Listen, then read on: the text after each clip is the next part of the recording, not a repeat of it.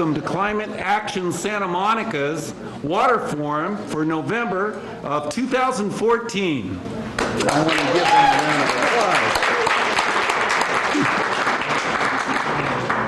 Now, some of you are probably asking the question that I was asking on the way over here. By the way, my name is William Selby. I teach at Santa Monica College, and some of the great classes I've had the privilege to teach are weather and climate, our environmental studies class. I also host our environmental and urban issues lecture series at the college that we have on Tuesday nights every semester. We have some great speakers in that, but none of them as good as what you're going to hear today, of course.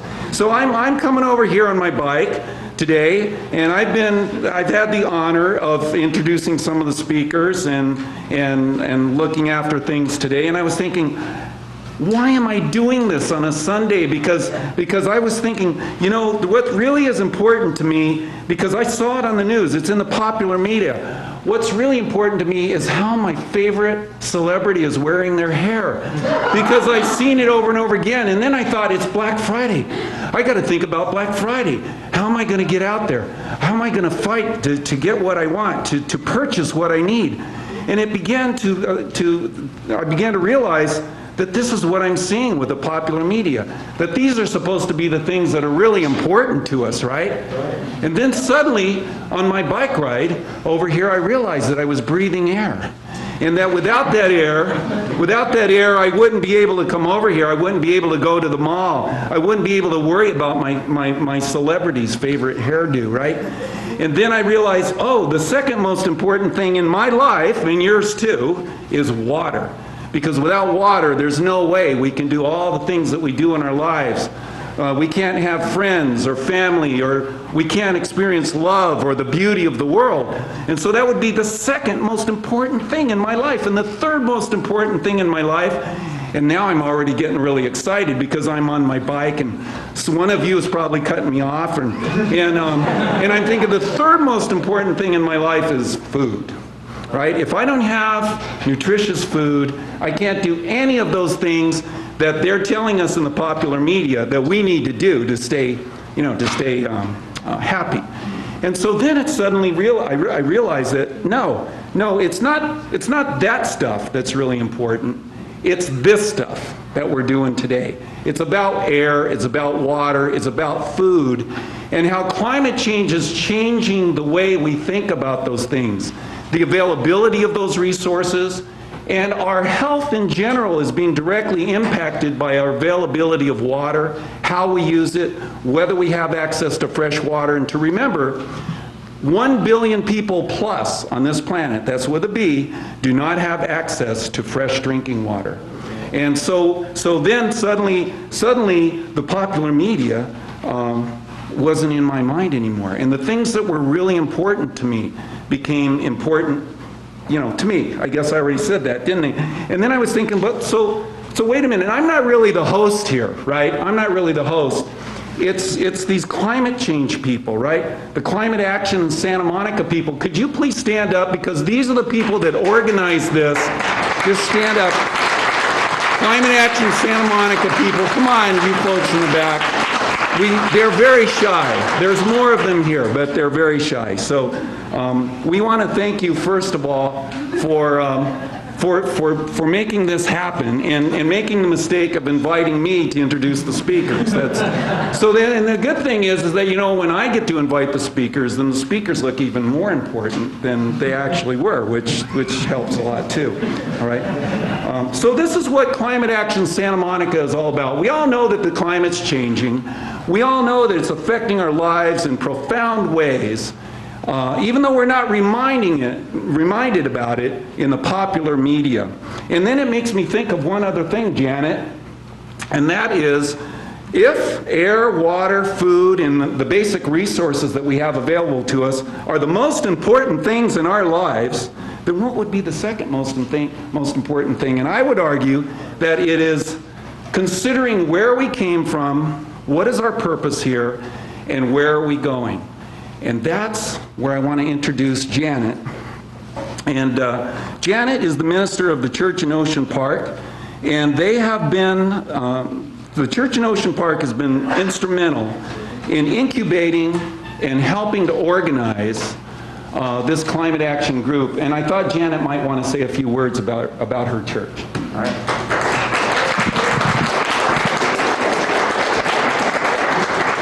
Good afternoon. Good afternoon. The church in Ocean Park, just bring you greetings from the church in Ocean Park. The first 2 forums were held at the church in Ocean Park as sort of the incubator of climate action Santa Monica.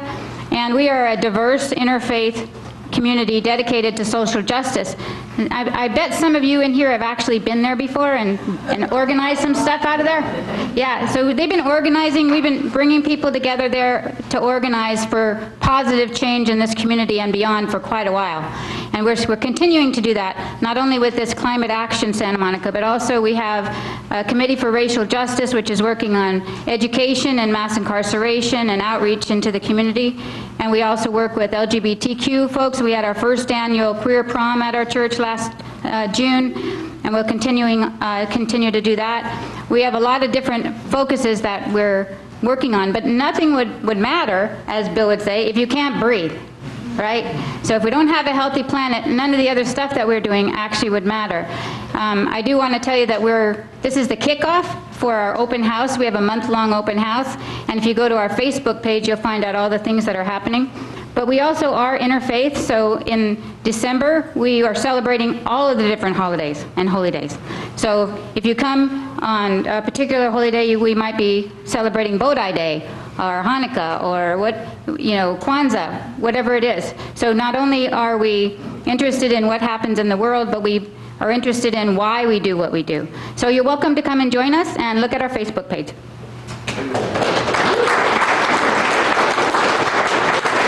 Yeah, the great thing about having so many distinguished speakers is that I get to take a breath, and I was standing there thinking, wow, I'm really excited about this event.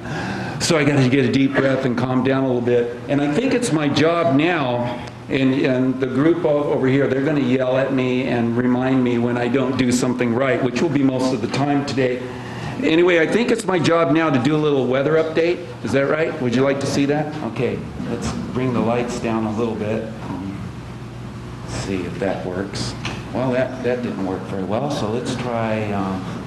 You need to stay near the mic.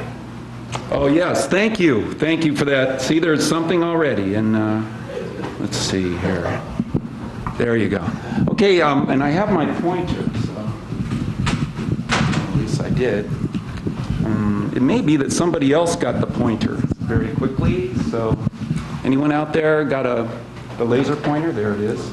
This is Zach, by the way. He's really making this happen. Zach, thank you. All right, everyone. Well, I got the latest satellite image, and I wanted to talk a little bit about what our last 3 years of drought have been about, or what we think they've been about, and what we think might happen in the future. And this is the best way to show it.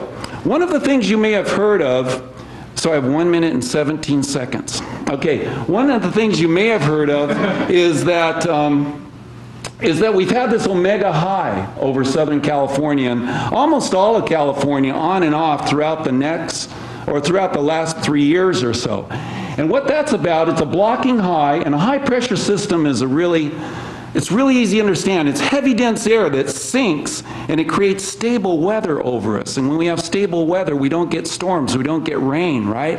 And so that blocking omega high has been stuck over us on and off throughout the last 3 years. Now, we all know it's there during the summer, but it's supposed to move away at least sporadically during the winter, and it hasn't been doing that very much lately, and that includes the beginning of this rainy season as well. Most of you probably know that a rainy season runs roughly from November to April or so, and if we don't get rain during those months, we're not going to get any decent rain, right?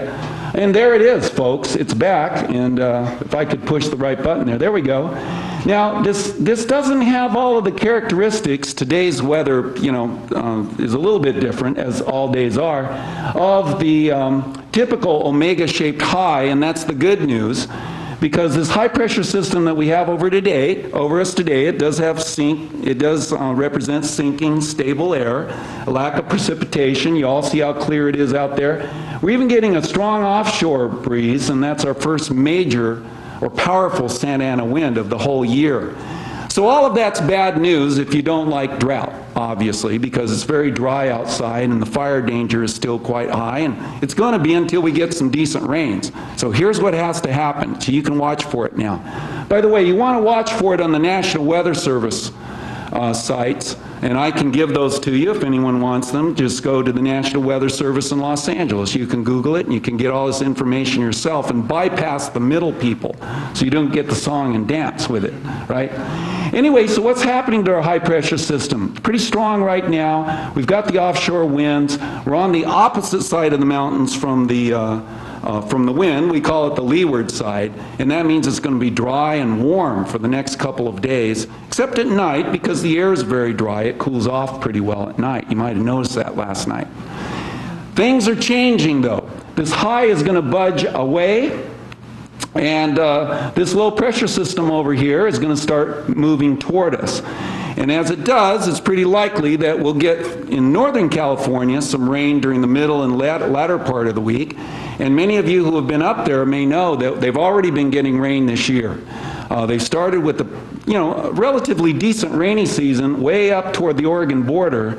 And we're hoping that what's going to happen this year is this high will finally break down, slide south, open the door for these storms from the North Pacific like it usually does, and we'll start getting some rainfall. But here's the problem, everybody, the uncertainty. And this is what you don't hear in the media. We know it's been dry. We're concerned that it will remain dry and that omega high will come back. But we don't know that for sure.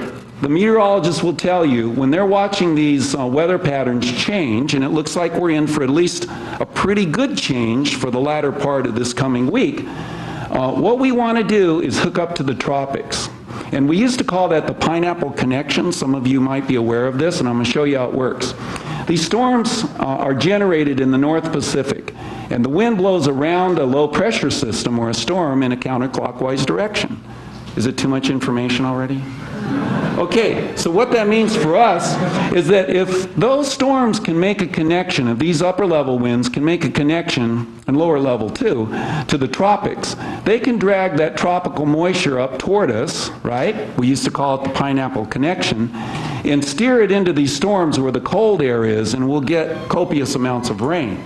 This has happened before. For instance, during El Nino years. In 1983 it happened. In 1997-98 it happened, where we had powerful El Ninos. That means warm water in the eastern Pacific, a lot of tropical air or subtropical air being thrown up into California just before these storms hit. And we got over 30 inches of rain in both of those years. All right? Now, you might know that we started this year hoping for an El Nino. It looked like everything was coming together, but the latest information on this is mixed. The water temperatures in the eastern Pacific remain above normal, for the most part. But the trade winds and the other signs of sea level rise and lowering are not there anymore that would indicate that we have a powerful El Nino this year. And that's what you've been hearing about in the media. The early warning signs of a big El Nino have subsided, but it looks like we might have a mild to moderate El Nino. No one knows for sure. We're getting well into the season now, so we might be getting a little bit too late to call this a powerful El Nino year. But you can see why it's so important. If we can get warmer water temperatures off the coast here, we can get those storms to drive that moisture up into California. And this wasn't a little bit oversimplified, but it gives you an idea of what's going on out there. There's also this thing called PDO, the Pacific Decadal Oscillation, that I'm not going to get into in real detail, but it appears that we could be on the end of that cool period and stable period, and hopefully one of these good El Ninos will kick us into a warmer period and a wetter period. But nobody knows for sure, and that's what I wanted to make sure we understand here. We don't know exactly what 2 or 3 or 4 or 5 weeks ahead is going to bring us as far as rainfall goes or drought. And that uncertainty is the important thing here. If we get what we now call them atmospheric rivers, if we can get a low pressure system forming off the coast, or even a couple of them, they connect with the tropics, boy, we could have a beautiful rain year. But nobody knows for sure what's going to happen. And that uncertainty means that we have to plan for the future. If we continue with the drought that we've had over the last 3 years, we'll be in the most critical water environment that this state has ever faced, and we're probably there already now. But you think it's bad now, you wait for 1 more year of drought, and literally, we don't know what we're going to do after that for a lot of these communities who are running out of water. So getting back to what I wanted to emphasize, it's a world of uncertainty. We know that the climate is changing. We know some of the reasons for that climate change, but it's very, very difficult to predict exactly what's going to happen next, because this is an experiment that we've never run before. And from a scientific viewpoint, it's really exciting. But from a practical and humanitarian viewpoint, it's really dangerous. And so what that does is it gives me an opportunity to connect with our first speaker. Where's Rob? Where'd he go? Rob, there he is. Good. I wanted to make sure our speakers are here before I introduce them, right? That's managing risk. Yeah, so here goes. Here goes. Wow, we have the most incredible speakers. Rob Lempert is a senior scientist at the RAND Corporation and director of the Frederick S. Pardee Center for Longer Range Global Policy and the Future Human Condition. His research focuses on decision-making under conditions of deep uncertainty. I have this all memorized. I just want to make sure I've got it down, okay? With an emphasis on climate change, energy, and the environment, Lempert and his research team assist a number of natural resource agencies in their efforts to include climate change in their long-range plans. He has also led studies on national security strategies and science and technology investment strategies for clients such as the White House Office of Science and Technology Policy. Lempert is a fellow of the American Physical Society, a member of the Council on Foreign Relations, a member of the U.S. National Academy of Sciences panel on assessing the impact of climate change on political and social stresses. I think I'm a little stressed out just thinking about it. And a lead author for Working Group 2 of the United Nations Intergovernmental Panel on Climate Change, the 5th Assessment Report, and for the IPCC Special Report on Managing the Risks of Extreme Events and Disasters to Advance Climate Change Adaptation. It is for this work that Mr. Lempert was awarded the Nobel Prize. Additionally, Lempert was the inaugural EADS Distinguished Visitor in Energy and Environment at the American Academy in Berlin. A professor of policy analysis in the Pardee Rand Graduate School, Lempert is an author of the book Shaping the Next 100 Years, New Methods for Quantitative Longer-Term Policy Analysis. Lempert received his PhD in Applied Physics and SM in Applied Physics and Science Policy from Harvard University. Please welcome Rob Lempert.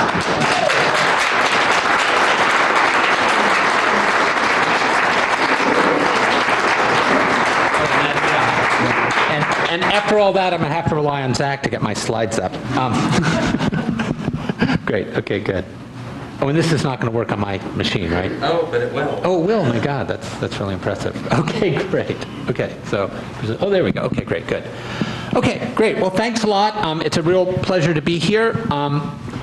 So I think my job is to lay out some of the broader context. And I gave my talk this somewhat nerdy subtitle with this word stationarity to really pick up on the theme that Bill emphasized, which is uncertainty.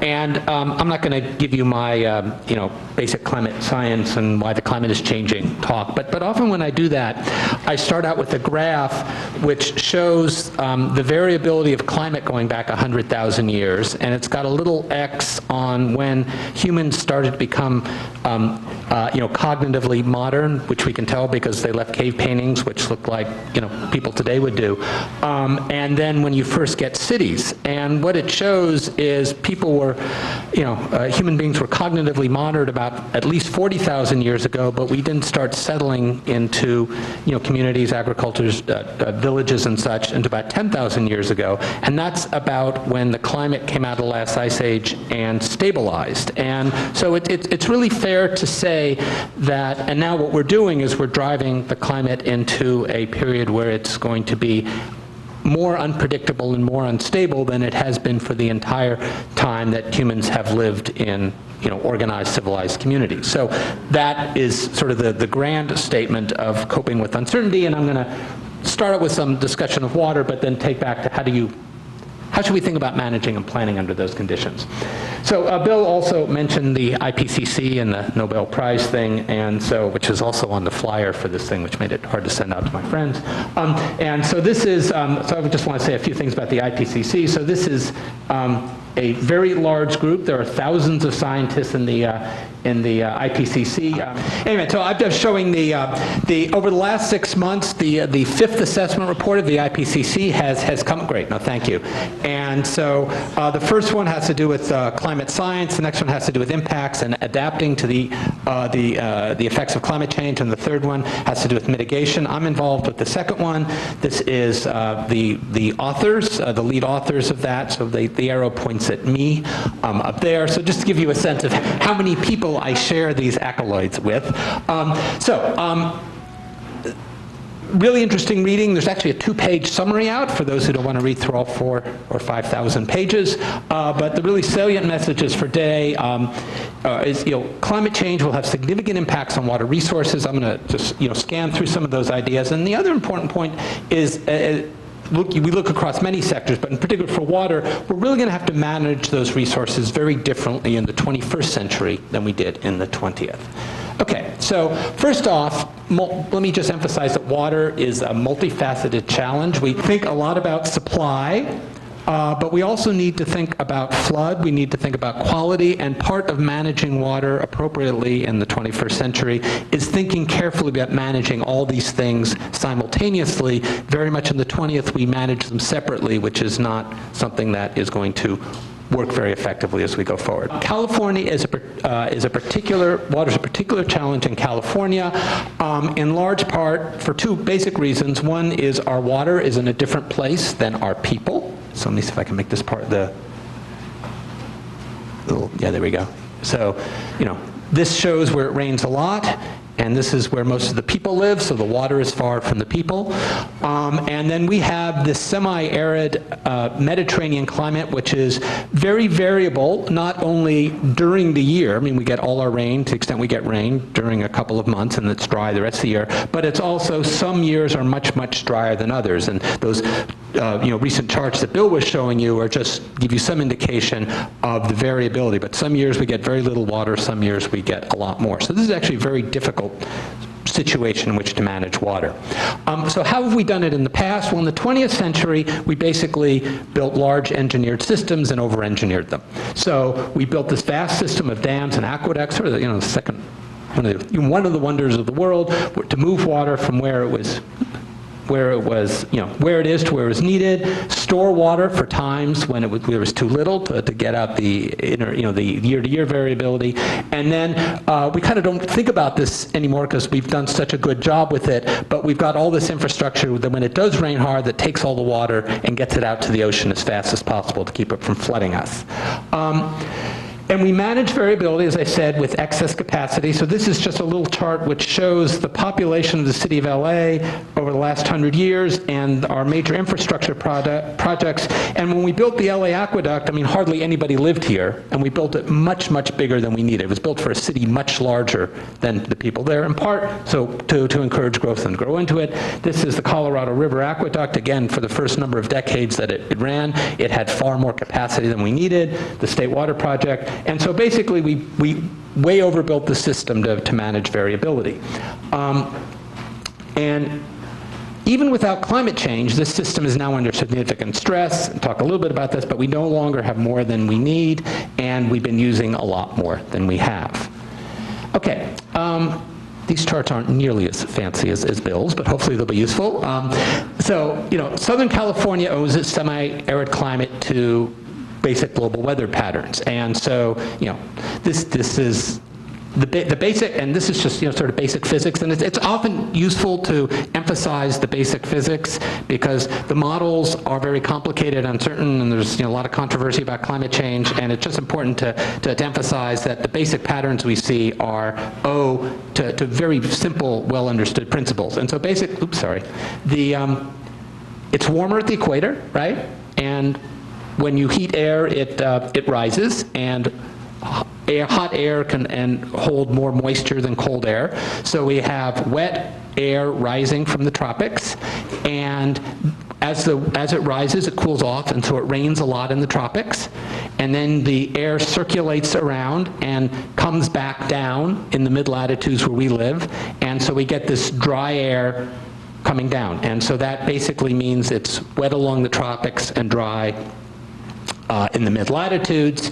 And also the moisture that does come here, we do have here, tends to get blown back towards the equator and also up to the poles. So just basic weather patterns. Okay. And then if you run the models, and this is from the IPCC, the latest report showing current distribution of water resources. This is stream flow. So, along the equator, it's generally really wet, and in the mid-latitudes, it's a lot drier. And I know this, I think, really important point here is that if you look across these regions here, you can be, sort of rich. The wet areas, you can be rich or poor without being too fancy about your water management. But in these mid-latitude areas, the wealth of a country, the GDP, the people's quality of life, correlates really strongly with the sophistication and investment in the water management. So in other words, to live in a place like California and live, with a high quality of life, you really do need a very sophisticated water management system. Okay, so climate change has some pretty basic and well understood effects on this process, which is that it's going to make the air hotter, put more energy in the system. So we're going to get more evaporation in the tropics, and so more intense storms there, and more evaporation here, but that means we're going to have more of our moisture carried away. So in general, it's going to make the wet areas wetter and the dry areas drier. Okay, and if you look now across what the climate models tell you, and this is again from the latest IPCC report, and this is 5 climate models, global climate models, 11 hydrological models, and this is a 2°C world, which is one that we have to do pretty well on the mitigation front to hit. And basically where it's red, it gets drier. Where it's blue, it gets wetter. And the depth of the color is how much agreement there is among the models. And so in some places we're pretty sure what's going to happen. In other places we're a lot less sure. I've got a blow up of California here, and we're in one of these areas where it probably gets a lot drier, but it's pretty hard to tell. So we're not really sure what the total pattern is going to be. And this accentuates this, or makes this point that Bill was making of the uncertainty, certainty of change, but the uncertainty of exactly what change we're going to see. And then there's also, that was water supply, this is flood, and again you see sort of similar patterns is, along the equator, there's areas where the flooding is going to go up a lot. There are areas where the flood risk goes down a small amount. And what this is how much more frequently the 100-year pretty serious storm is. Oh good, that worked, okay, great. And this is the blow up of California, and California seems like our flood risk is going to go up rather substantially. Okay, just say a few words now about California water, but start that out by discussing the importance of groundwater, which is really central to both California's water system and some of the challenges we're having. And basically, groundwater comes from our precipitation. It infiltrates down. We've got the groundwater down there, which in some cases has been there for millennium. So groundwater is an important source of water here and a place where we can store water often. So now, just to say a few words about how California's water system is under significant stress. This is the Colorado Basin, where we get about a quarter of our water shipped by Metropolitan across the Colorado Aqueduct to us here. And this is the iconic picture from the Bureau of Reclamation, which hopefully shows up so you can see it. But this is basically water use and water supply on the Colorado Basin over the last century. And so we allocated the river among the 7 states of the Colorado Compact in the early 1920s, and which turns out to be the high water mark for the millennium. Okay? But that didn't matter so much because really only Californians lived in the West, and there was a lot of excess supply. So even absent climate change over the last 100 years, the supply has gone down a little bit, but the demand has gone up. And so basically demand has crossed supply. Okay, and this is true as you look across our infrastructure. And then we're been using more than we have. This is a map of groundwater stress in California. It's only like in the last few months that we've actually started monitoring and regulating our groundwater in a systematic way. But we have been, we have huge stress, particularly in the Central Valley, where we've been using groundwater to supplement our water in a way that's completely unsustainable. So no longer have more than we need, been using more than we have, and we add to that climate change, which is now stressing the system both by, more flooding, potentially a lot less supply, and certainly a lot more variability. Okay, so how do you think about these things? The IPCC, joins many others in thinking that a really powerful framework for thinking about these is to think about this problem in terms of risk management. And so there's three key components to risk, which is hazard, which is the potential occurrence of a climate-related event that could cause injury or damage. And so here's a drought map of California. So a drought is a hazard. Exposure is the presence of people or the things we care about in places that could be adversely affected. And so, here's a big city like Los Angeles with many million people living in a semi-arid area. And then vulnerability is the predisposition of a person or group to be adversely affected. And so this is some irrigation in the Central Valley, crops in the Central Valley which require irrigation to survive. So these three things together, hazard, exposure, and vulnerability, create risk. And then to think about how to manage risk, you need to think about each one of these three things. Okay, so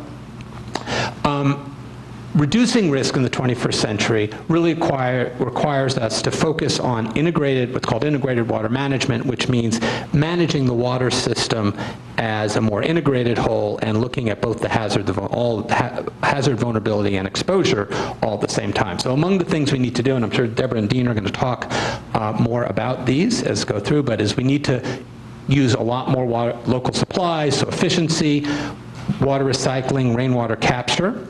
We need to make space for water, so rather than building concrete channels to get our water into the ocean as quickly as possible, we want to make multi-use situations which both control flood but allow the water to infiltrate into the ground so we can get it in our aquifers. And then finally, we want to operate as an integrated regional system which helps us share and manage risk. And this is a picture of the metropolitan system. We're of course here, which allows us to find the most effective supplies across the region and manage risk across the system. Okay, and such strategies, when you combine these, are low regret. So as Bill was suggesting, no matter what happens, these sorts of things are a reasonable way to go, whether it gets wetter or drier. There's significant co-benefits, for instance, the sort of recreational benefits you get here, and it's resilient, it's robust over a very wide range of climate futures, which is our way of managing the uncertainty. I just want to say a little bit about the sort of work that we do, because I think it lays some useful concepts, which is essentially effective risk management requires stress testing water plans over many futures. And so I'm going to give an example here which hopefully sets up some of the conversations to come. But in some work that our group has done with Metropolitan, we've taken their 2010 Integrated Resource Management Plan, which is one of these integrated water management plans, and instead of testing it against one or two futures, we've run it over nearly 4,000 different futures, with each is a combination of a different climate future. So we look over a wide range of climate futures. We look over a wide range of future demands, and we look under a wide range of different scenarios for how effective different parts of the plan are. And then we ask the question, what are the characteristics of futures where the plan works well? What are the characteristics of futures where it may not meet its goals? And the latter are situations that we need to watch for and think about adjusting over time.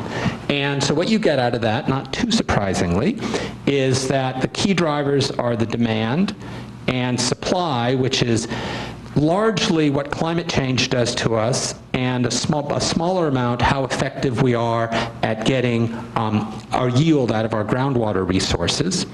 And up here, this is the best case estimate used to develop the plan. The plan works great, but down here is this scenario, which is a combination of high demand and lower supply, where the plan would need to be adjusted. And one of the things you can do with this, then, is get warning signs that you may be headed here, and which allow you to, in a timely fashion, update and adjust the plan. And the range of climate projections are pretty much the full range here. So it does say that this is something that needs to be watched. So just to finish up then, the changing climate is, in some sense, sort of the final nail in the argument that we need to manage our water resources differently in the 21st century. More extreme storms, some places drier, others wetter. Ours is sort of right in between. But really this key idea that for 100 years we've built all this infrastructure, managed our water system under the assumption that what's coming can be usefully predicted by looking at the past, and the past is no longer prologue for the future. And so we really need to manage differently.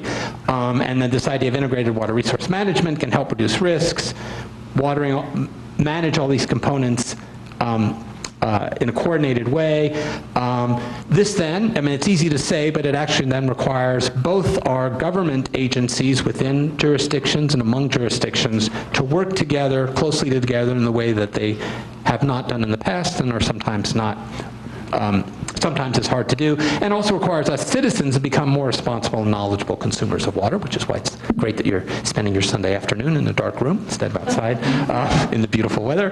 And this idea of we really do need to stress test all of our plans against multiple futures to understand where they succeed, where they may fail, and then really expect our plans to be works in progress which adjust over time, and which in some sense is easy to say but is actually often hard to implement and hard to come to grips with, of living with such an uncertain and contingent future. Great, and I think I'm done. We have a website with a lot of this stuff on there, and I think it's time for questions.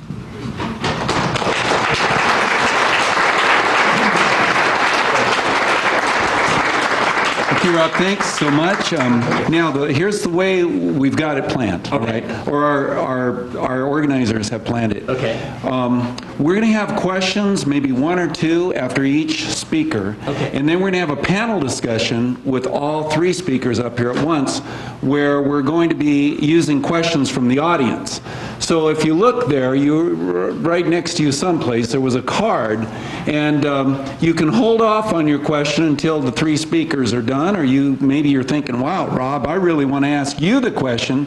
The point is you can write your question there, and at the end of the program, when we're having our panel discussion, we'll do a little shuffling of the questions so that it's fair, and we may not get to everybody's question, but at least we'll get to a lot of them. And so I've got one for you, Rob. Okay, see, this is what the media isn't doing a very good job of. So let's see what you think about this. How is it that we could have so many worries about drought, and at the same time we're increasing our frequency of 100-year floods? And I think you kind of answered that, but that's a question that you often may not get, right? I suppose, the answer is it's hard to think about variability. You look at, there's amazing data out there, which in some sense is surprising, but not surprising, but on the other hand is totally surprising. If you ask people how concerned they are about climate change, it will go up or down depending on whether it's a hot or cold day or whether you put them in a hot or cold room. The human tendency to project your current situation into the future is just very, very deeply ingrained. And so, from a physical point of view, there's no contradiction between being in the midst of a drought and having the precipitation we do get come in huge, intense bursts, which create floods. And so it's entirely consistent from a physical point of view to have, on average, much less precipitation, but have, intense storms. I mean, you all saw these pictures of Phoenix, which was underwater for part of the summer because they got these intense storms, even though they're in the midst of a drought as well. So, from a physical point of view, there's no contradiction between those, but it sits uneasily against the way that humans, the mental models that humans have of their world. So it would be nice if there were mechanisms, perhaps through great science classes, to help people match their mental models a little bit better to the way that the world sometimes works. Yeah, thank you for that. Sure. Yeah, so, I often wish that the world would work the way I thought it should work, and it never happens. So we appreciate that. I know the feeling, yeah. So more questions to Rob when we do our panel Yeah, great, discussion. okay. All right, thank you, Rob, again.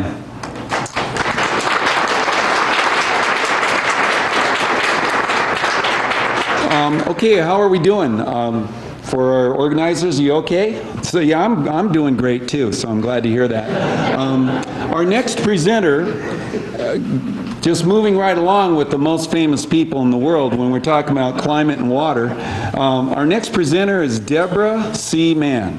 Deborah is the Assistant General Manager and Chief Operating Officer for the Metropolitan Water District, what we sometimes call Metropolitan MWD. She is responsible for managing, I threw that in, by the way, I just thought it would be fun. She is responsible for managing the operational business functions of the district, which includes system operations, engineering, planning, and resources management. In this position, one of her primary duties is to implement the Chief Executive Officer's business plan and initiatives, as well as to oversee the application and operational practice of the board's policies and directives. She brings to her position 20 years of experience at Metropolitan in various aspects of business and water management. During this tenure, she was responsible for securing water supplies through agreements and partnerships with other water and agricultural interests in San Joaquin Valley and Southern California, and demonstrated Metropolitan's water supply reliability in compliance with current laws. Okay, she was also responsible for major initiatives adopted by Metropolitan's board, such as the Integrated Resources Plan, new rate structure, and facility plans, and environmental review for the district's major expansion of its distribution system and water filtration plants. But you don't get to hear from her right now because we have an extra special announcement. Judy Abdo is coming up here, former mayor of Santa Monica, and she wants to acknowledge that we have other really famous people in the audience, and you may be sitting next to one of them. So who's an important person in this room? Everybody stand up. Okay? And some of you have elected some people that I want to just introduce very briefly. They can just stay where they are and wave. I can't really see where you are, but Ted Winterer is here. He is on the City Council of Santa Monica.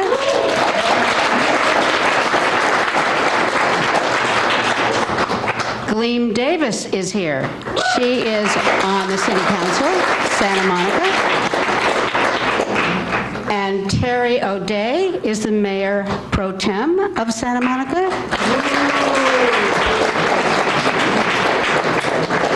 Yay, Terry. And I saw a school board member, Lori Lieberman, president of our school board. Are there other electeds that were able to sneak in without my eagle eyes seeing them? Looks like not. But if they sneak in, I will try and see them and let you know later. Well, thank you, Judy. Judy is an example of so many of the citizens in Santa Monica who have stepped up in leadership roles and donated so much of their valuable personal time to make our community a better place. And wow, I think we need a round of applause for Judy as well, don't we? Yeah.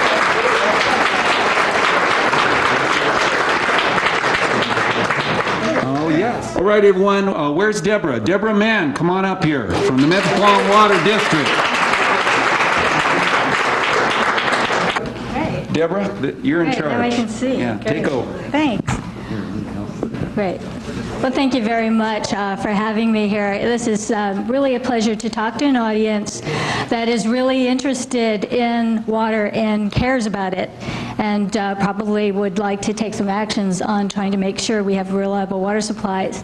So I have the great task of taking what Bill and Rob just talked about and translating it into the practical challenges of providing water service.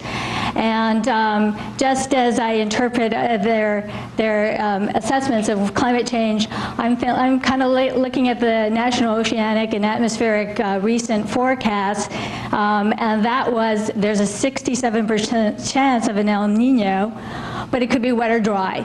So the statistics that I have to work with in trying to figure out what's going to happen is that there's a third of a chance it's going to be really dry, a third of a chance it's going to be really wet, and a third of a chance it'll be normal. So thank you, Bill and Rob, for those statistics. What I wanted to emphasize is that providing water is such a vital utility service. Like electricity, natural gas, and transportation, these functions, including water, are so important and vital to the livelihood of our communities, the stability of our economy, and the quality of our environment. But there are some major differences on water from all these other utilities. Water is one resource that one cannot be generated. I can't manufacture new resources. I don't think anyone's figured that out. And it's really dictated by Mother Nature, as Rob and Bill have talked about. Hydrology and geology determine how much water there's going to be and where it will be. But there is also another significant difference, and that water is a public resource. It is a resource where no one can survive without it. No plant, no animal, no human can do without it, as it is so critical to just basic survival and sustenance. No other utility has that public resource importance. And so as I look at translating what climate change means to water supplies, it is one where as the drought continues, the climate change and the effects of drought will be continuously studied and intensely looked at by the scientific world and the researchers. But what is now before us is what to do with that in terms of translating it into what it means for our future supplies. And this is one in which, in this room today, we can either not sit back and look and see what Mother Nature is going to do, or we can take the actions today that will affect the reliability of our water supplies for the future. And so this is what I'm going to focus on from a regional perspective for Southern California. I want to just start off by talking about where we get our water, what this drought means to our water supplies, and how we have to manage through the drought. So where does Southern California get its water? I'm not sure if how many of you all are very familiar with this. Can I ask that question? Wow, that's pretty good. Okay, Bill and Rob, I expect you to know this. But I'm going to speak from just one perspective, metropolitan, which metropolitan is looking at Southern California as a region. I know Dean is going to talk about it for the city of Santa Monica. But for metropolitan, we're a regional water wholesaler, and we serve water to a 5,200 square mile area, which encompasses ports of 6 counties, all the way from Ventura, Los Angeles, Orange, Riverside, San Bernardino, and San Diego. Water is a uniform, universal issue for up and down Southern California. We serve water to 26 public member agencies, including the city of Santa Monica, and we have a 37-member board, of which Judy is an instrumental board member that has really moved us ahead on integrating our resources and planning for the future and other droughts. There are about 18 or approaching 19 million residences in Southern California. This is half of the population of California. And you can see, I don't know if you can see it very well, but down there in the very bottom of the yellow, that's where the 6 counties economies are. And in that small area, we have half of the population of California.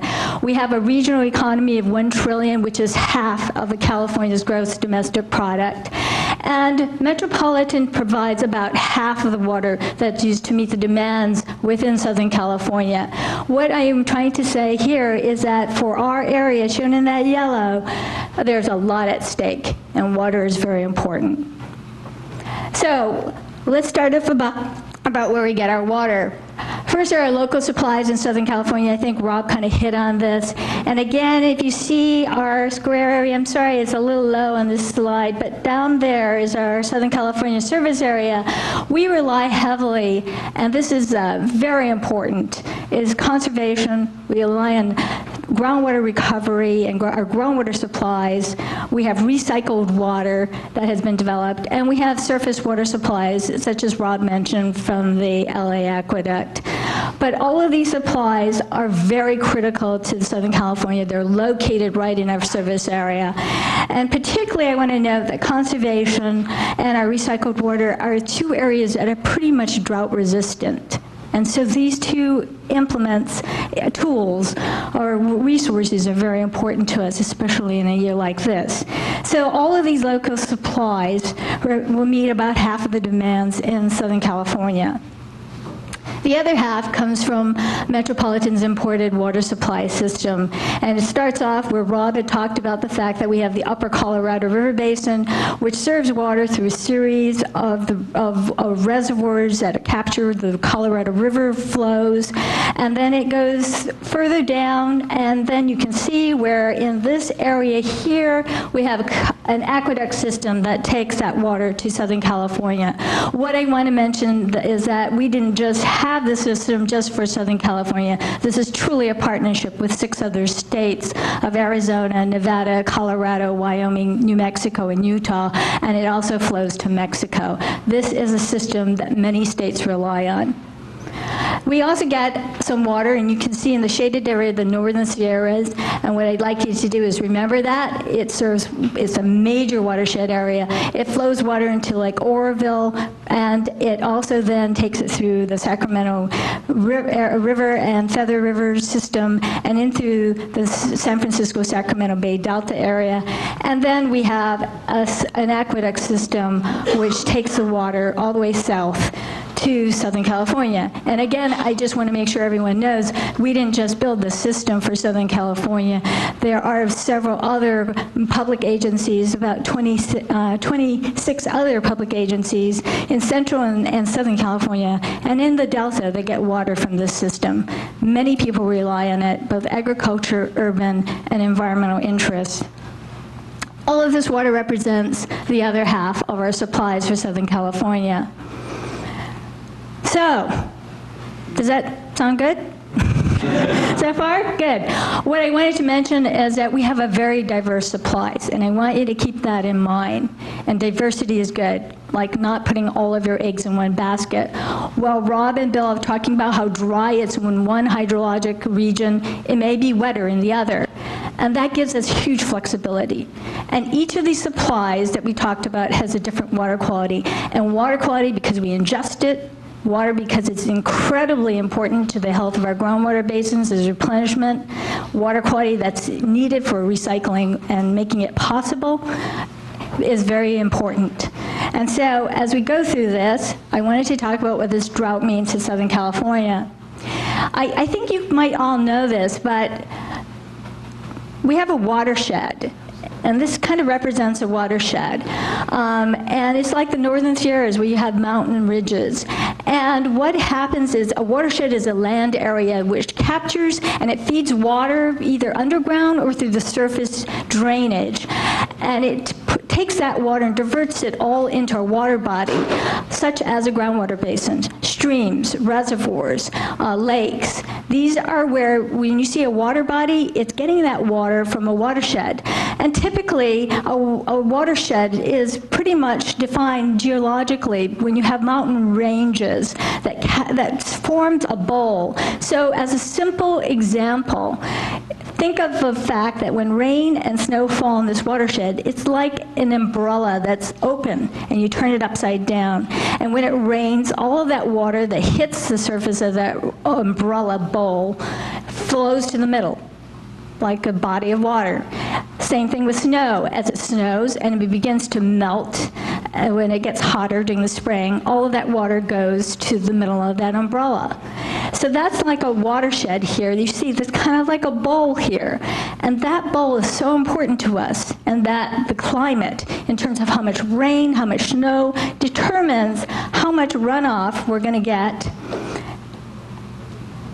and goes into our water bodies, be it a reservoir or a lake, and that's captured water. That's our water supplies. So watersheds are very, very important, but that's a very simplified model, because it's not all where anything that falls in this watershed is for our use. It's absorbed by the plants. We have to share it in terms of, in evaporation, and also we consume it along the way. So, how do you manage the imbalances? I think Rob talked about it when you pointed to that mountain range in the very north, a major, major watershed.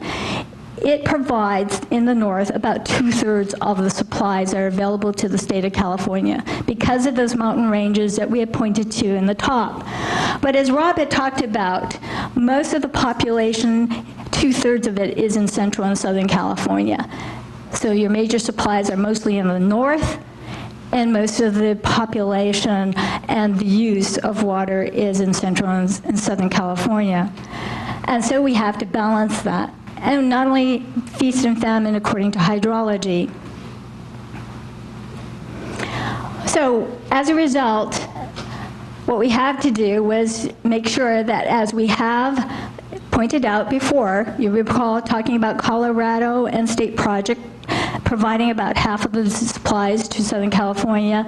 It required really investing in the past, as Rob talked about, an aqueduct system from the Colorado of about 242 miles, and also the state project, which is an aqueduct system of 400 miles to get to Southern California.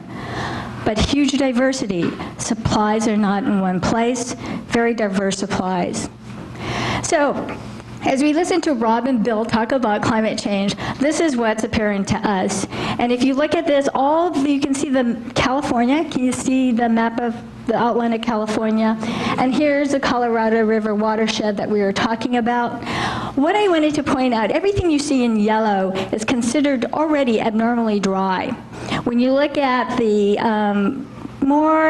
peach orange colors, they're now severe extreme droughts. So this orange stuff is extremely dry, and when it's this brownish orange, it is exceptional. Never been seen before in the record of our recorded history for the hydrology. And you can see that for California, over 60% of California is in that exceptional drought. All the population in California has been affected by that orange, which is a drought. It is unheard of where it's dry consistently throughout the state of California. So, Southern California, I wanted to mention, this is what we see. From a statewide temperature, we're already about almost 5 degrees hotter than the average for the first 6 months of this year. That's pretty record-breaking. And for Southern California, we're about almost 6 degrees hotter than average. And this is something that we haven't seen before in recent history. Southern California has been extremely dry in the last 12 months, but that temperature has been something that we haven't seen before in record. And this holds true for not just Los Angeles and here in Santa Monica, but also in all the other counties within our service area.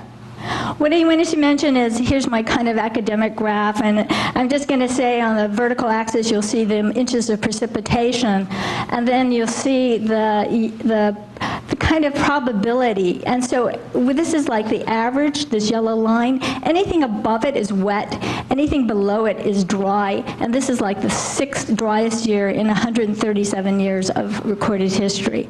Pretty dry. And this is what it looks like. Do you remember the Northern Sierra mountain ridge, which I said was really important? It's a major watershed for our water supplies.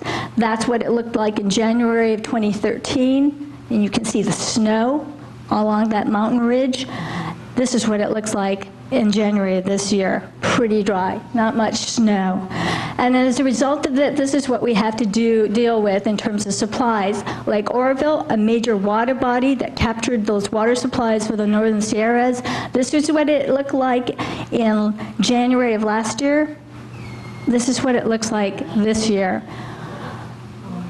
This again is the inlet to that major body of Lake Oroville water. And this is the Enterprise Bridge. This is what it looked like last year. This is what it looks like this year. So we are, I think we agree, we're in a major drought.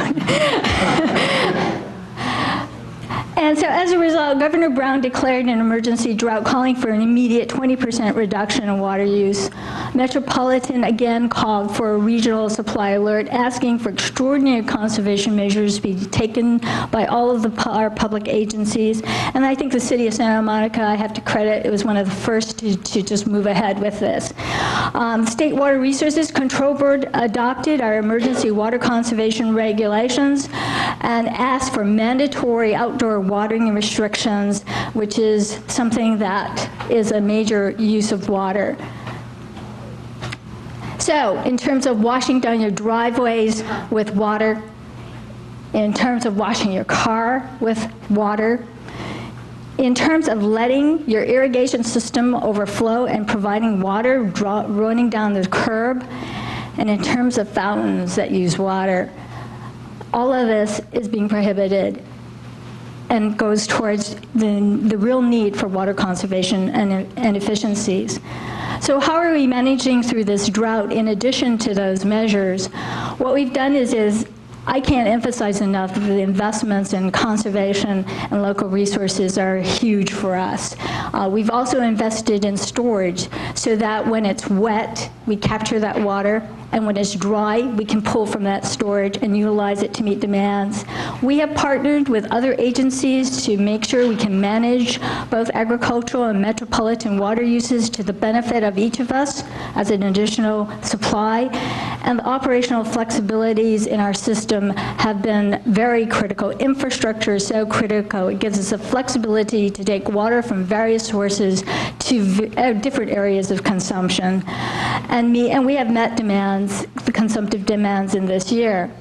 So what I really want to show, and it's really too bad because I really like these pictures at the bottom, but I wanted to tell you that regionally we have all of you have invested in conservation. So much though it saved water, which is almost like twice, it exceeds a full Colorado River aqueduct, which is a huge amount of water that has been saved. And we've invested in water efficient toilets, which I hope you can see. And also, we have efficient clothes washers. We've also invested in outdoor landscaping in terms of California friendly, looking pretty good in that third slide. And also irrigation in terms of control systems that tells you how much water should be applied. It tells you soil moisture sensors. And it also has rotating nozzles. And what we've also looked at is turf removal. All of these are important. They're critical in saving water. What I also wanted to show you is local resources are absolutely important as well in terms of taking what we have and making it last, making it even more beneficial. So we've taken recycled water, we've recovered our groundwater basins, and we need to do more of this because managing what we have is going to be important. So I wanted to show you since 1980 the efforts that the City of Santa Monica as well as Metropolitan and our public agencies have done in terms of recycled water and groundwater recovery. You can see there has been an exponential increase in that capability, and this is what's making a big difference in how we're dealing with this drought. So you can see that it's a huge increase, and Metropolitan provides financial incentives to the City of Santa Monica for conservation and for local resources development, as well as our other public agencies. This is our bank account. we have developed storage, so it's healthy for us to store water in groundwater basins when it's wet. What a great way to save resources. So before it's really wet in those flood conditions that Rob tells us we're going to have soon, what we would do is capture that water and try to put it in a reservoir, in our groundwater basins, and save it. It's like a bank account. And so when you can see we've done that in 2006 on the left to 2007, it got dry, so we reduced it, drawing from our bank account. And you can see, as Rob talked about, yes, it got wetter, and in fact in 2011 it was a gangbusters wet year. What we did is captured it, we stored it in our groundwater basins, healthy for our groundwater basins, we stored it in our reservoirs, available, and so we built up our bank account, and now we're withdrawing on it. And so that's the other way in which we're trying to drought-proof water supplies that are more hydrologically impacted. So these investments have worked, but what if the drought continues? And this is our game plan. So I know Judy knows this. You probably could give him this speech. But our whole game plan is to change and to emphasize conservation and local resources to make more available within our service area. So you can see back in 1990, conservation and our local groundwater and recycled water, and potentially the LA Aqueduct, although nowadays I can't tell what there is, but is about 41% of the demands back in 1990. Our goal is by 2035 to have 2/3 of our demands met through conservation, water use efficiency, recycled water, making better our groundwater deliveries, and potentially stormwater. And I know that Dean's probably going to talk about our joint study on stormwater that's coming up and capturing that available supplies. That is our game plan. So much so that up until now, when you add up what we've done in conservation, water, recycling, and groundwater, we saved about 1 billion gallons a day, and that's equivalent to the total demands of the city of Los Angeles, San Diego, and San Francisco. We plan to double this by 2035. I wanted to point out, if any of you are interested in conservation and the rebates that are being available for landscaping, for indoor plumbing and water use efficiency measures, you can look at bewaterwise.com, and I know Dee Zink is in the audience. She heads up our external affairs, done a great job working with the City of Santa Monica and others in terms of getting the word out about how we can be more efficient, more responsible. And you can see that from October to July, it has skyrocketed. So please look at bewaterwise.com and please get involved. The per capita water use, I just wanted to go through very quickly, is making a big difference. It shows how effective Southern California has been. In 1985, our per capita water use was about 205 gallons per capita per day. Our past 10-year average has now taken it down to 180 gallons per capita per day. And for the 6-county region, our average is now hovering around 150 gallons per capita per day. This is a 24% reduction in our per capita water use since the late 1980s. And it's pretty phenomenal, and I don't think any other part of the state can point to that. The other thing I wanted to mention, because I know that people say, what happens if there's growth? The green is the service area population, which grew by 5 million. So despite the population growing over the next by 5 million since 1985, we have managed through water use efficiencies and conservation and through local resources development to keep the retail demands flat. That's pretty phenomenal. But there's still more to be done, and this is where I turn to you, and I hope you're getting more interested in this.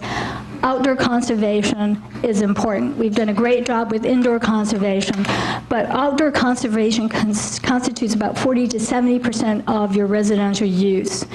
And therefore, we need to move forward with drought-tolerant landscaping. We have a turf removal program because it's important for us to make sure that we have California-friendly, not water highly intense using turf.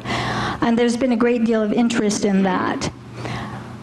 We need to have stable imported supplies. So while we're not planning to increase our imported water supply deliveries, we want it to be reliable. We want to make sure it is reliable because of not just providing a basic amount of water to meet consumptive needs, but for water quality purposes. And so you have the Colorado, and we're working with the other states on making sure that we have a good effort, because it's not just what Metropolitan and California does, it involves all the other states that use Colorado River water. We all need to be responsible. State water project, we're looking at the Bay Delta Conservation Plan. We're investing to make sure that we have a reliable delivery system that can bring us the water during wet years so we can use it during dry years. And it's also important for making sure we have high quality water to put in our groundwater basins and recycled water. That was your 10-minute warning. Okay, sorry. You're over about 10. I am? Oh, sorry, I couldn't see. Oh, great. I'm so sorry. So I'm going to just summarize, but please get involved. The actions we take today are important. There are things that we can do for Southern California and to make sure and ensure that we have a reliable future. Thank you.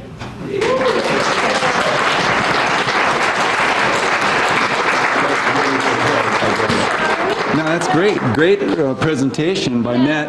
And since we've got you up here and we asked one question of the other speaker, so we're running a little bit behind, so I thought I'd pick out a yes or no question. Okay. Ready? There's 2 yeses or nos. Is it true that the Metropolitan Water District is the largest water district in the world? And if that is true, then your water efficiency efforts could be a model for a world running out of water. What do you think about that? Well, I want to say yes, we are the largest water wholesale district. And yes, I think all of you in this room deserve a lot of credit. I have to say City of Santa Monica deserves a huge credit because what we do shows leadership. And so we have been one of those that has been pointed out by the governor and others of showing how water conservation can be achieved. Wow, okay, thank you again, Deborah.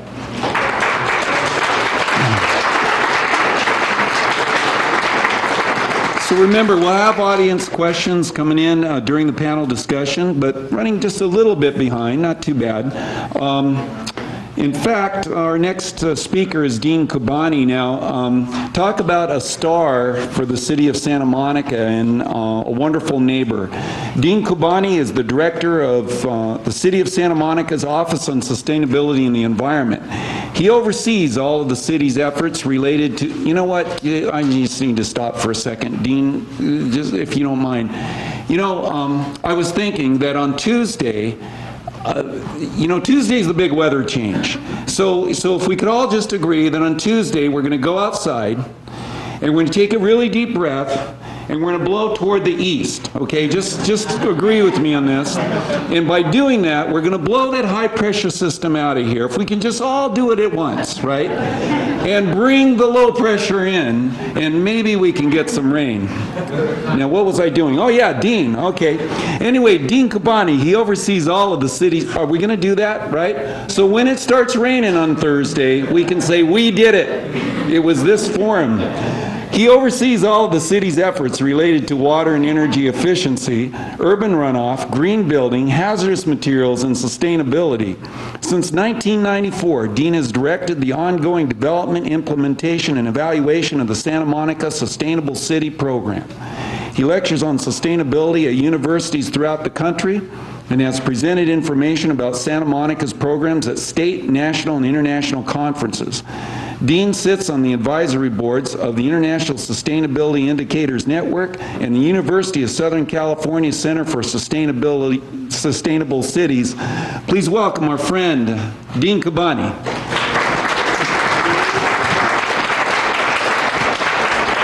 Thank you, Bill. Bill, that was the best introduction I've had all day. Thank you. You forgot my Nobel Prize, though. But, so if we do need to make up time, Or if you just don't want to pay attention to my presentation, I've put the final summary slide right here at the beginning. So what I'm trying to get across is every drop counts, use less, diversify, manage your water wisely. Now you can all go home.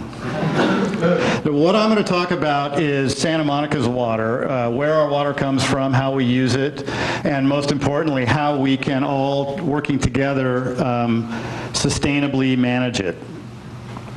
First, the value of our water. If you go to the local mini mart or your gas station and buy a 16-ounce bottle of water, it'll cost you about $2. That same $2, if you used it for tap water, you could refill that 16-ounce bottle 2,400 times. So that's roughly about 300 gallons for your $2, which is pretty amazing because, as we all know, water is incredibly precious, and it's getting more precious, but we are able to deliver it right to your home, to your faucet, for basically a pittance. I think it's the best deal in the world. You used to have to, my grandfather used to have to walk out to the well and pump it and carry the buckets back in. We bring it right to you. So this is probably one of the best deals of anything that you ever get or use. Santa Monica provides almost 12 million gallons of drinking water to almost 18,000 customers every day of the year. And like I said, we make your life easier. You don't have to go out to the well or down to the river with buckets. Santa Monica serves over 90,000 residents a day, 7,000 businesses, and up to 200,000 visitors with water every day. And this is a breakdown of the various customers that we have. About a quarter of our customers, or about a quarter of the water is used by our single-family customers, a little more than a quarter by commercial customers, and about 43% by multifamily. The one thing that you should know about this is 70% of the people who live in Santa Monica live in multifamily units, and they only use 43% of the total water. 30% of people live in single-family residences, and they use a quarter of the water. So actually, the folks that live in multifamily residences are much more efficient. They use about half the water of single-family residents. So Santa Monica started selling water back in the 1920s. We became a founding member of Metropolitan Water District in 1927. We have 10 groundwater wells and other ones going in. Several of those wells are in the city of Los Angeles on land that the city of Santa Monica owns.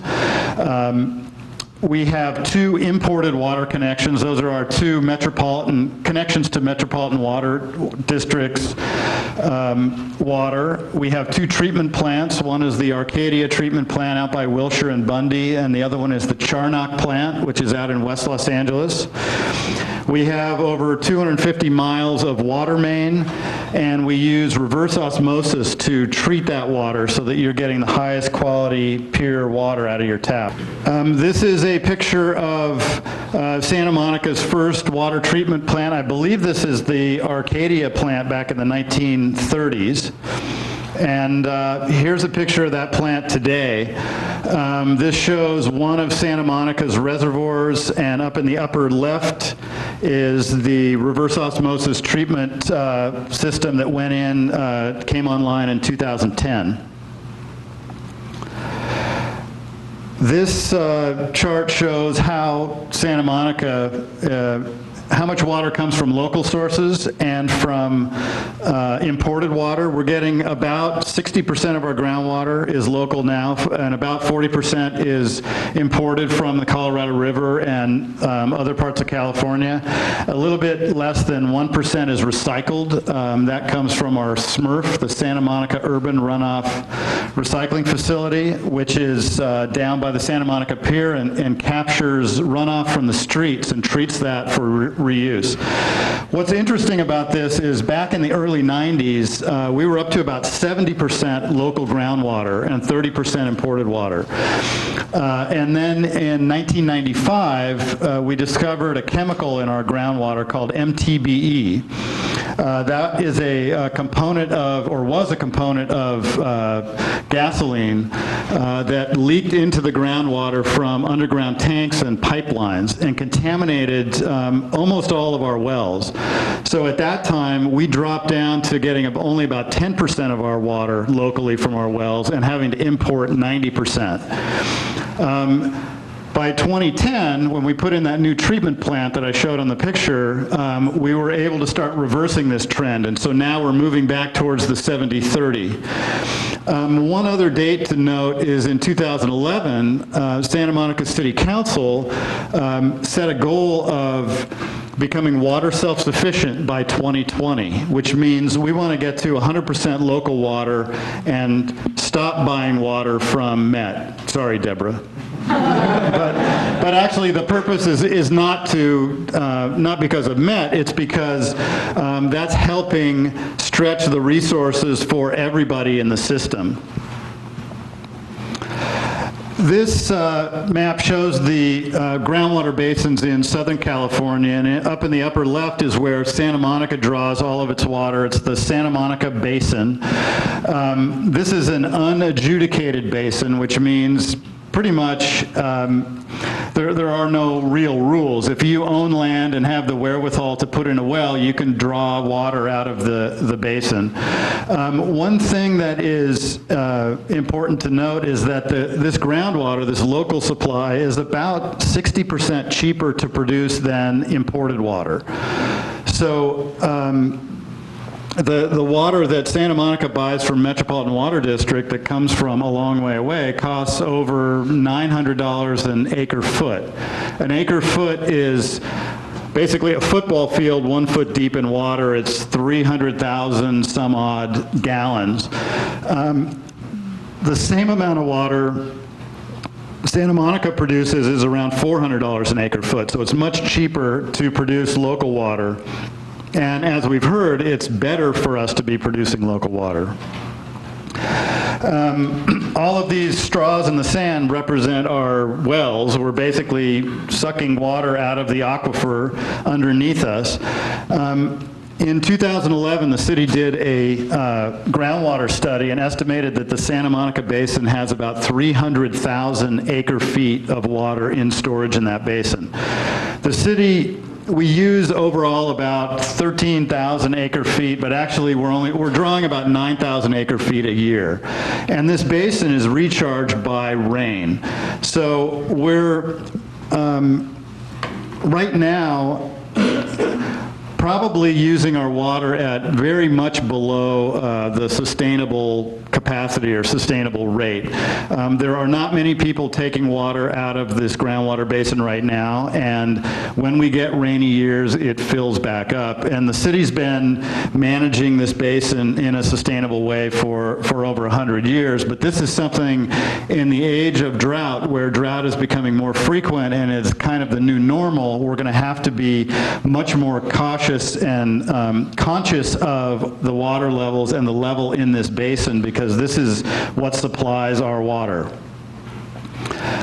So I mentioned water self-sufficiency by 2020, this goal. Really the way we're going to do this is, and Deborah mentioned this as well, sustainably manage our water by drawing some additional supply from local groundwater sources, so putting in some new wells to pull out a bit more groundwater, and then increasing significantly our water conservation efforts so that we can ultimately by 2020 stop importing water from other parts of the country. And as everyone's talked about today, we've had several years of warm weather and little rain, and that's impacted both our local water supplies, and you've already seen this map a couple times of the statewide and even further afield water supplies. So What's happened recently in Santa Monica, in August of this year, our city council declared a stage 2 water shortage. And what they asked city staff to do was to come back with a water shortage response plan that basically mandates conservation and will require all of our water customers to cut their water use essentially 20% from a 2013 baseline. We plan to go back to City Council when they adopt this plan, and we're still working out some of the final details of it, but we'll take it back to Council January 13th, and if and when Council adopts that plan, water allowances will go into place for all residents and businesses and landscape water customers starting that month, and drought surcharges will likely start sometime in the spring, where if you exceed your allowance, you'll be paying a surcharge or a penalty on that extra water that you're using.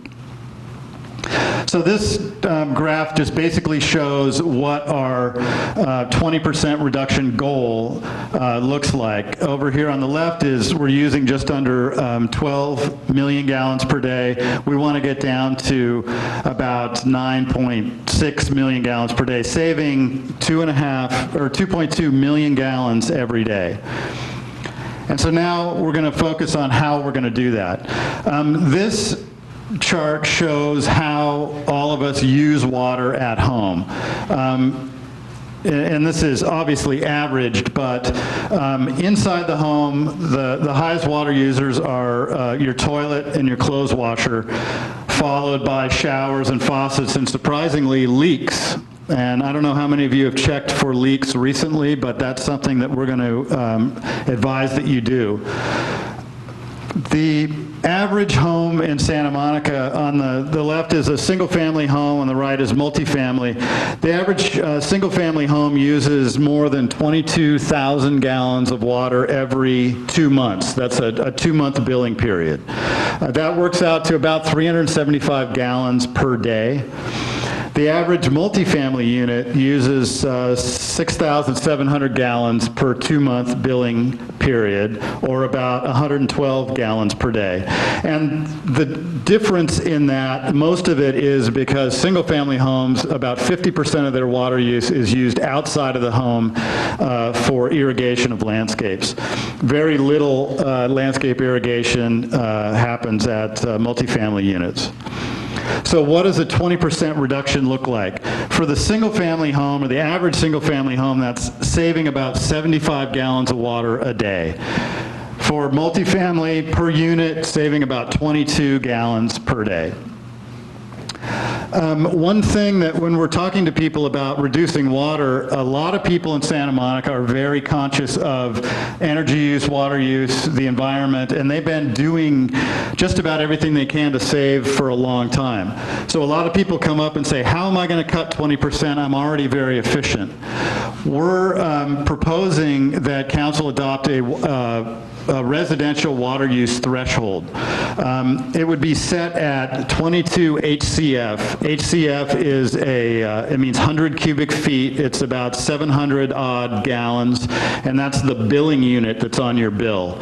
That works out to about 16,500 gallons per 2-month billing cycle. If you use less than that on your water bill, you're not going to be asked to cut your water use an additional 20%. Likewise, if you live in a multifamily unit and you use less than 11 HCF per 2-month billing cycle, you won't be asked to cut. Already 42% of our single-family residences and 80% of multifamily residents are below those thresholds.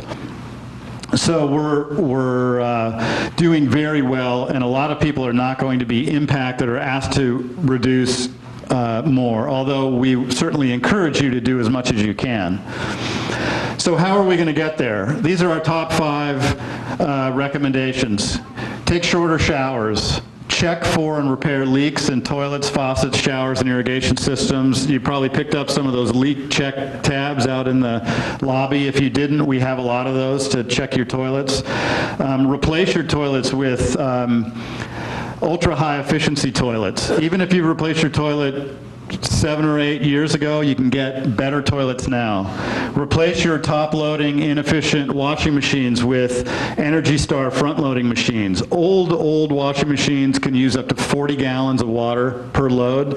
The new Energy Star front loaders use 3 to 4 gallons. So this is a great way to save water. And then replace your lawn with water-smart plants, mulch, drip irrigation. These last 3 things, the city and MWD give rebates for these things, and I'll talk about them very quickly. So taking a 5-minute shower, you can save about 1,400 gallons on your bill. Fix a leak, you can save over 2,000 gallons. Swap out your toilet, save 850 gallons per billing cycle. Wash wisely, replace your washing machine with a front loader, save almost 2,000 gallons per bill. Take out your lawn and replace it with efficient water-wise plants. Get a $3,000 rebate, save over 2,500 gallons per bill. Other things you can do, diversify. We give out a very generous rebate for rain barrels and cisterns. A rain barrel costs about $150. Santa Monica will give you $200 in rebate if you buy a rain barrel. And so you can use some of that extra money for installation of it. And then this is extra water if and when it does rain, Bill. If we all blow east on Tuesday, right? Will offset the amount of water that you need. You can scale back your irrigation timer and reduce the amount of water you're putting on landscape because you can use rainwater. So this picture of a faucet with money coming out of it goes back to that very first picture of how much is our water worth. Every time you leave the faucet running, you're wasting money.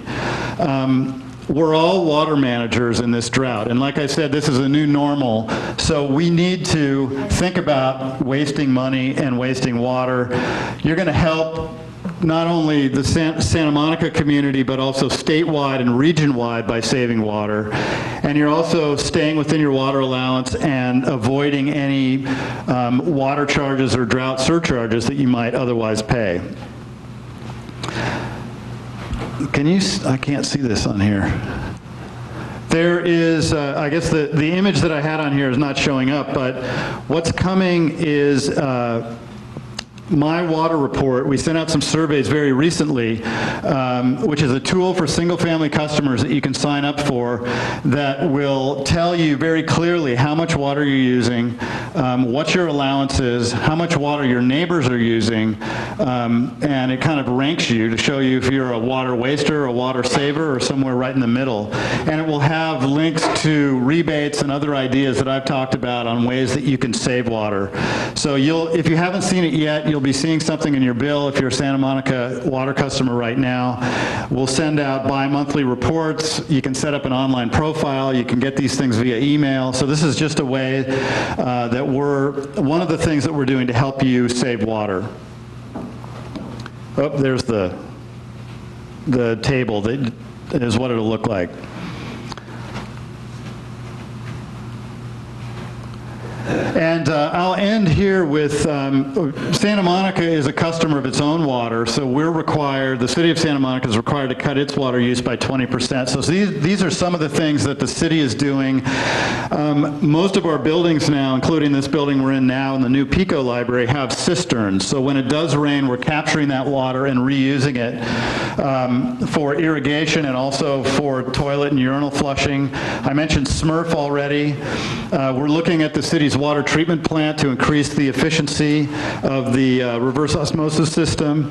We're systematically going through all of our facilities and looking at replacing and updating toilets and urinals with high efficiency fixtures, and we're looking at all the city landscapes and replacing inefficient irrigation, making sure that we don't have any leaks. And I'm going to end right there, and remember, I started with this, every drop counts, and we're all in this together, and I'm looking forward to taking your questions after Bill gets up and asks me one. Thanks.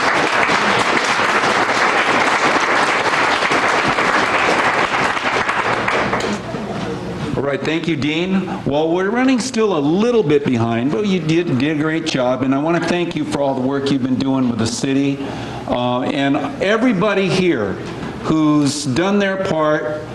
We have so many volunteers, except for the $1 million I'm getting paid to be here today. They're all volunteers. All the speakers are volunteers. All the people who organize this are volunteers. So could we just give everybody a round of applause?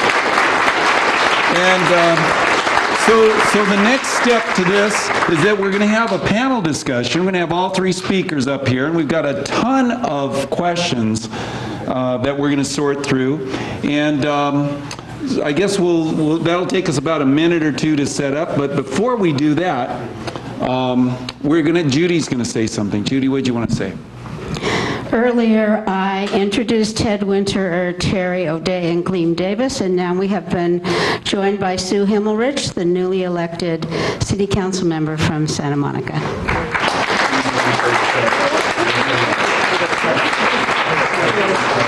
Now I have the first question, and it must be for Dean because he didn't get a question yet. Right. So here it goes. Ready, Dean? I'm ready. All right. True or false? No, it's not. I made that up. How will the city allow landlords to share water costs with their tenants? That depends. If you're a landlord in a building that's not rent controlled, you may have a contract with each of your tenants that may or may not include water costs, so that will be between the landlord and the tenant. Most of the multifamily units in Santa Monica are rent controlled. Yes. And on December 12th or 13th, I believe, is that the right?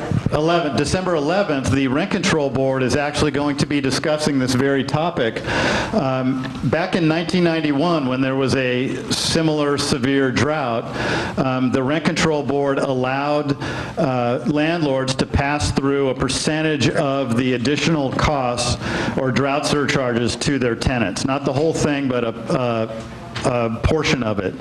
So they're going to hear the same thing. The Rent Control Board will deliberate that. If you're concerned about it, I recommend that you go listen to that discussion in December.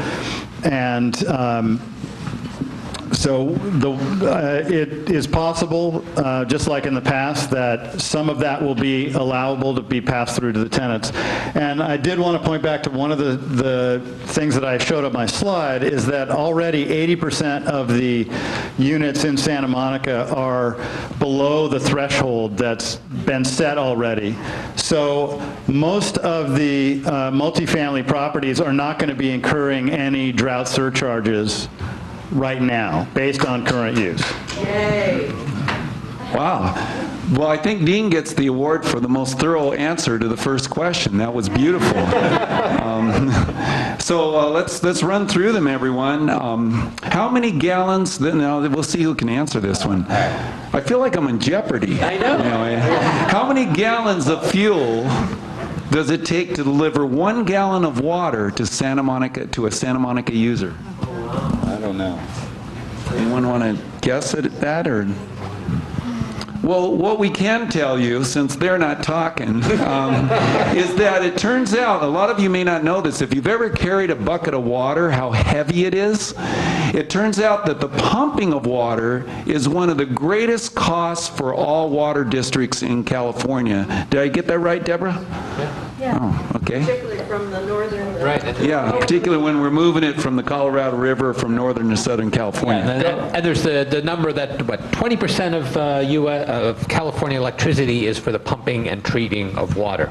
Is that the right number? Well, actually, can I elaborate? Yeah. Yeah, you're talking about there was a very good study done by the California Energy Commission. And when you look at the total energy consumed in California, water and wastewater in total, and stormwater, for all of these water-related functions represented 20%. But out of that 20%, when you look at it, about 15% of the water used were for homeowners or end users, by the fact that water is used for, the HVAC, water is used for cooling towers for industries. So about 15 of the 20% of the 19% was actually used by the end user. And for pumping water, for example, in the State Water Project, it was about less than 4% of the California energy consumption. And for Metropolitan's part in our distribution system, it's less than 1%. Wow. We got the right people on the right panel, that's for sure. I can also say that we recognize that energy and water are linked. They're absolutely linked. They're so important that we deal with them together. So that's why when we move water, we're really maximizing hydropower. And we're actually looking at, in fact, Metropolitan itself in our distribution system has over 16 hydropower plants.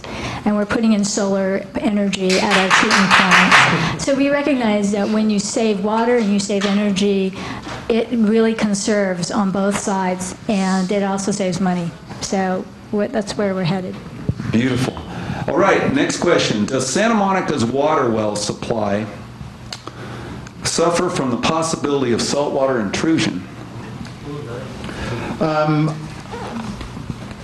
Gil could probably answer that better than me, but I'm not going to put him on the spot. Gil Borbeau in the back is the city's water manager. If we had water wells near the coast, I believe it's something like west of Lincoln Boulevard, if you pump that water, it would be brackish and it could be drawing in salt water. But all of Santa Monica's water wells are much further east than that. And the pumping of that water is not drawing significant amounts of salt water that's impacting our aquifers. Is that correct, Gil? All right. Hi, Gil. I see Gil all the time. That's great. Okay, well, this is a similar question about what percent of our energy is used to pump the water. But then it states, and maybe Rob, you'll be interested in this question, how does that energy use go towards global warming? Well, it depends what we're burning, if that's what we're burning, to produce the I'm sorry. Well, it depends on the source of the energy. So to the extent that we use renewable sources, then very little. The extent that we're burning natural gas, definitely more so. So I mean, California's energy generation, electricity generation in particular, is far below the national average in terms of its carbon content. But I don't know exactly which sources we're using for the water. Complex questions. And here's another complex question. How serious do governments really take the Kyoto Protocol, and how will any agreement help stop climate change? And I think Rob knows why that's a complex question. Yeah. Well, let's see. So where to start that? The Kyoto Protocol is an agreement that's almost 20 years old now, which is part of the umbrella international agreement called the Framework Convention on Climate Change, which is the sort of the international infrastructure for dealing with climate change. And part of that is this IPCC reports, these scientific reports that come out every 5 years. Europe is a party to the Kyoto Protocol, the United States is not, but more apropos is that the world is gearing up for the Paris negotiations. It's called the Conference of Parties, which is when all the nations of the world get together to negotiate about climate change. So the next really big date is in Paris in 2015, so a year and a month from now, which is the target for coming up with the successor to the Kyoto Protocol, because the Kyoto Protocol has essentially run its course and run out now. And so this is the big milestone for agreements. And the recent U.S.-China agreement, which President Xi and President Obama announced last week, is really sort of the first big announcement in the lead-up to the Paris 2015 agreements. And the things to watch for there is we're trying to get, the idea is to get all the countries of the world to pledge different emission reduction programs, and not the Kyoto Protocol just applied to developed countries like the United States and Europe and Japan. This time, trying to bring in all the nations of the world, particularly, what used to be called developed countries, but now are high-emitting countries like China and India. And so the part of the importance of the agreement last week was this is really the first time one of these large, fast-growing, developing countries has committed to emission reduction. So that's actually a fairly big deal. Good. Bill, can I just add to that? Because you said, how serious are governments taking Kyoto Protocol? Santa Monica as a government, I wanted to put a plug in for that. Rob, what was the target for Kyoto was by 2012 for the United States was like a 7% reduction in greenhouse gas emissions? So Santa Monica took the Kyoto Protocol seriously. By 2012, we had reduced our emissions 14% below 1990 levels. We have a 15 by 15 climate action plan, 15% by 2015, which we'll get to. And then our council's adopted goals of an 80% reduction by 2050, and we're already looking beyond that. So Santa Monica and a lot of local governments are taking it very seriously and are actually doing the work that our state governments and federal governments should be doing. But the California program is pretty impressive as well. Yeah, right. So you may be referring to other states. Okay. Yeah. Well, it's starting to sound like a panel discussion. Well, that's beautiful. And you reminded me, I'm looking at these questions. They go from global to local in scale. And it reminds me how each person does really make a difference, how we're all connected to this global network. And this is a perfect example. It's important to consider the effects of the military on global warming and resources. Please comment on the effects of foreign policy on the military influence on the depletion of resources, pollution, and climate change. Who wants to tackle that one? Deborah, do you want to start? On foreign policy, let's see, I have to give some thought to that one.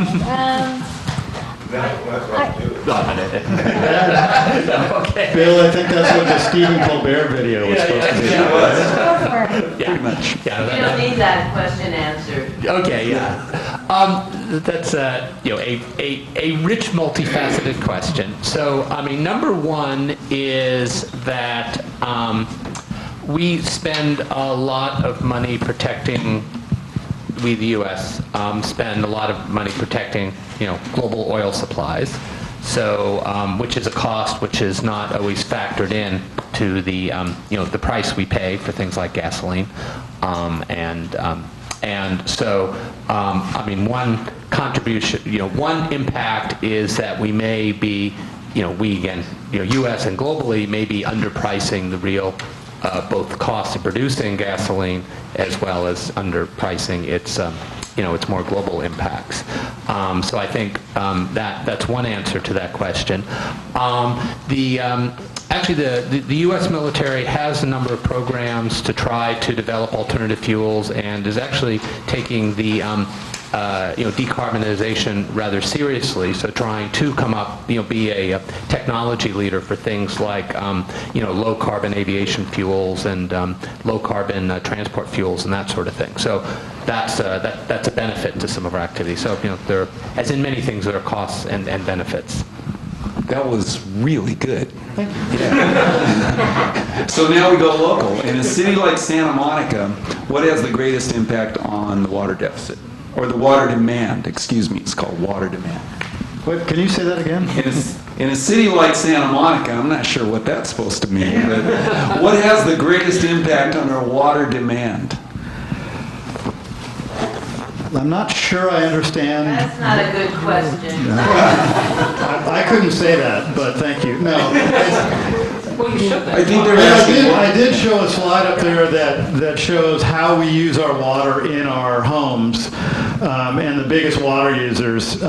Your toilet is the biggest water user in your house, followed closely by your washing machine if you have one of those. That's all inside your house. If you live in a single-family home, it's quite possible that the most water you use is outside.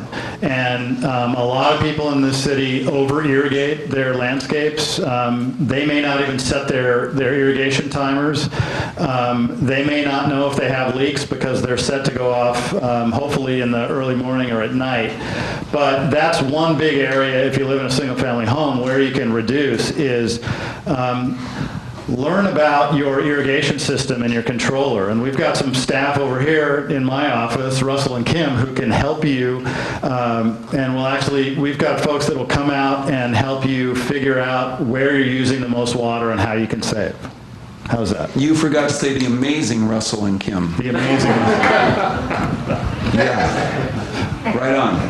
Okay, if Santa Monica becomes water self-sufficient, but neighboring communities don't, how will the city work with communities which might need our water? Meaning, once we become water self-sufficient, and are we going to be helping other communities stop using so much of this imported water too? Absolutely. Bill's introduction of me mentioned that I started in 1994 when the city adopted its Sustainable City Plan. One of the key guiding principles of that plan is that we're not going to become a sustainable island. We realize that we can't do everything to become sustainable here without helping other cities either right next door or across the country. So for the last 20 years, we've been working, and me and my staff and other people in the city have been working with other cities to, basically the things that we do here are examples or best practices of what other cities can do. And in fact, lots of cities are copying what we're doing here in Santa Monica, and we're definitely going to continue that with whatever we're doing. If we can achieve water self-sufficiency here, we're certainly going to help other cities, particularly our large neighbor to the east, Los Angeles, save water too. Actually, can I add to that? Of course. I think that as a region, we recognize that it's not just what one city does. I think we have to consistently work together so that it's across the board in terms of water use efficiencies that we meet and in terms of the kind of actions that we take in not only how we manage and use our groundwater basins.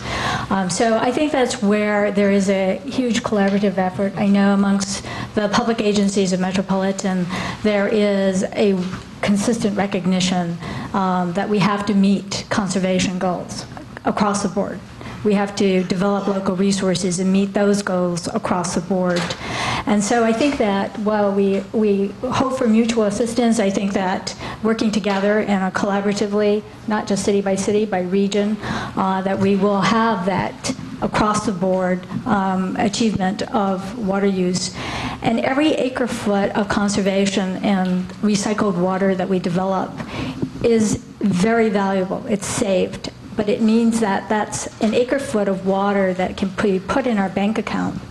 So that if we do face really prolonged droughts like this, that bank account can serve everybody because of what everyone's done.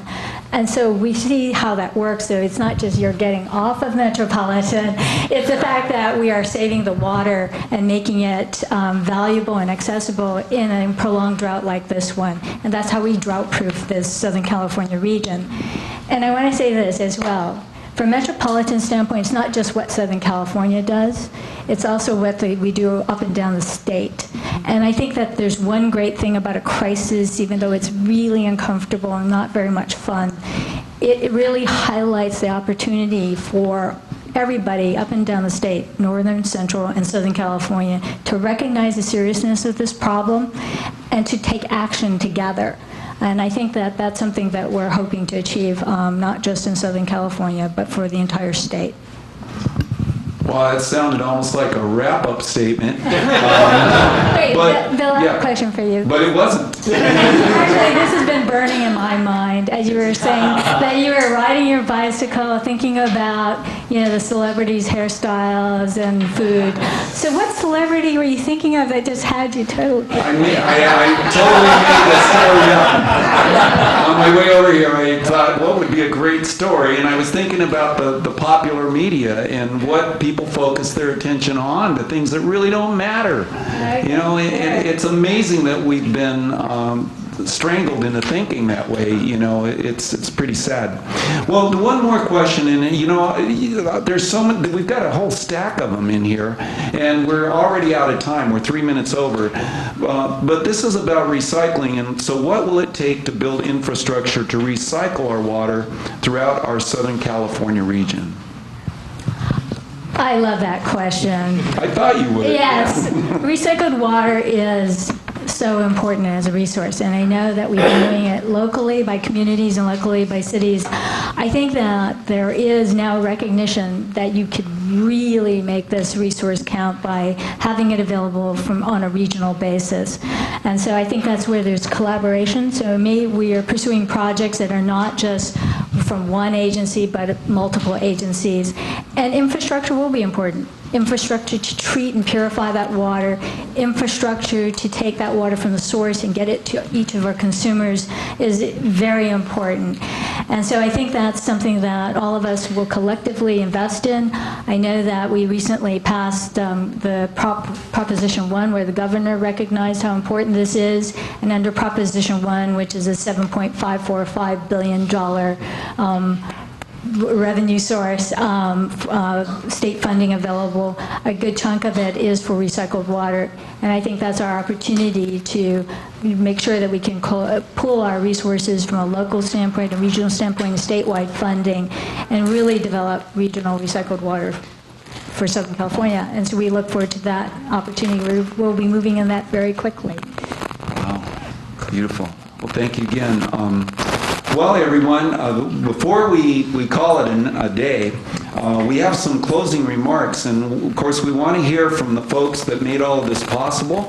So if I could get Zach Gadzik up here, and if you could talk about the Climate Action Santa Monica, and tell us what's going on with all of you. Hello there. So you've seen me scurrying about trying to make the media work as best we can. And first off, I just want to thank you all so much for being here, for taking the time to really learn about this stuff and connect with each other, connect with your neighbors, connect with your community.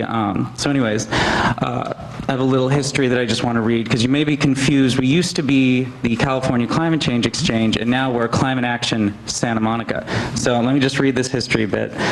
So in 2012, a group of concerned Santa Monica residents convened to explore local solutions to the growing threat of climate change.